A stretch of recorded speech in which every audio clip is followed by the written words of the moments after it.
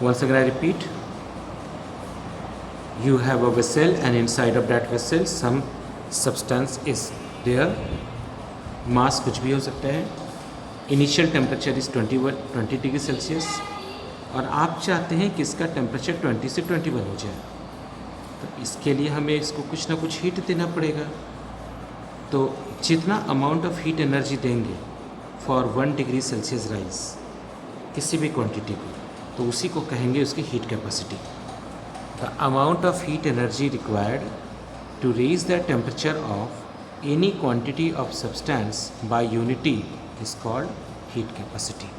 तो मान लीजिए हमने m ग्राम का कोई सब्सटेंस लिया और उसका टेम्परेचर डिफरेंस हम डेल्टा टी का चाहते हैं. तो हमने कितना अमाउंट ऑफ हीट दिया Q, लेकिन मास वही है, लेकिन अब हमारा टेम्परेचर डिफरेंस 1 डिग्री सेल्सियस का हो गया. तो आपको कितना अमाउंट ऑफ हीट देना पड़ेगा Q/ΔT. आप नोटिस कर रहे हैं कहीं पर ये मास का कोई रोल नहीं आ रहा है. इसी को कहते हैं हीट कैपेसिटी C डैश. तो okay, C dash is equal to Q/ΔT. Unit क्या होगी? जूल पर डिग्री सेल्सियस और जूल केल्विन -1 या कैलोरी डिग्री सेल्सियस -1 और कैलोरी केल्विन -1. ये आपका डेफिनेशन हो गया हीट कैपेसिटी का. हीट कैपेसिटी का ही एक और नाम है, हम इसको यहाँ कर दे रहे बेटा. हीट कैपेसिटी का ही एक और नाम है thermal capacity. Another name of heat capacity is called thermal capacity. तो C डैश को हम या तो हीट कैपेसिटी कहेंगे या तो हम हीट कैपेसिटी कहेंगे, otherwise it will be thermal capacity. Thermal capacity. And what is the formula? C dash is equal to Q/ΔT. So Q is equal to C dash into delta T. Okay. If heat capacity is given and temperature difference is given, then you can calculate amount of heat energy required. इसके बाद एक और topic आता है. This is said to be specific heat capacity. इसको हम लोग क्या कहेंगे बेटा? Specific heat capacity कहेंगे. जब हम बात करते हैं स्पेसिफिक हीट कैपेसिटी, तो इसका ये मतलब होता है, इसका ये मतलब है कि सपोज़ करो तुमने कोई सब्सटेंस लिया. जब हम सब्सटेंस की बात करते हैं तो it is either than water.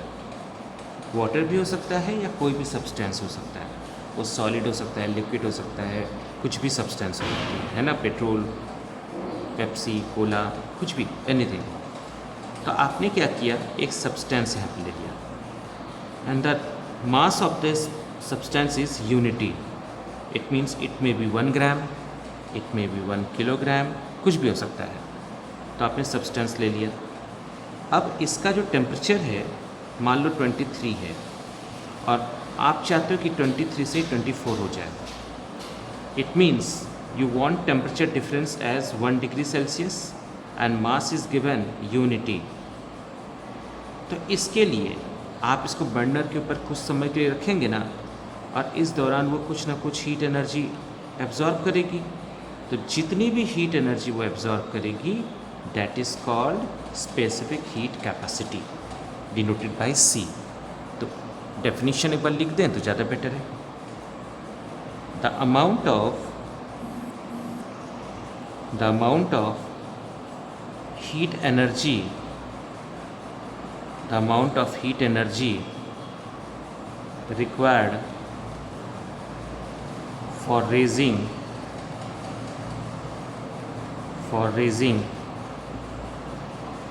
temperature of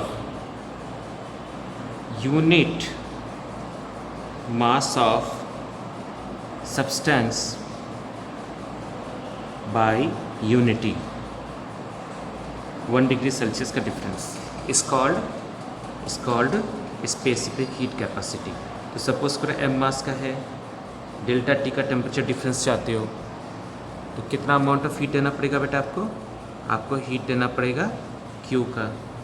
तो अगर 1 का है, तो अगर 1 डिग्री सेल्सियस का चाहते हो तो कितना हीट देना पड़ेगा, Q/m इंटू डेल्टा टी, ठीक है। और इसी को कहेंगे C dash is equal to Q/m into delta T. ये डेफिनेशन हो गया बेटा आपका। अब यूनिट की अगर हम बात करते हैं तो जूल ग्राम -1 डिग्री सेल्सियस -1, ठीक है, डिग्री सेल्सियस -1। तो ये कुछ आपके टॉपिक्स थे जो आपके स्पेसिफिक हीट कैपेसिटी से रिलेटेड थे।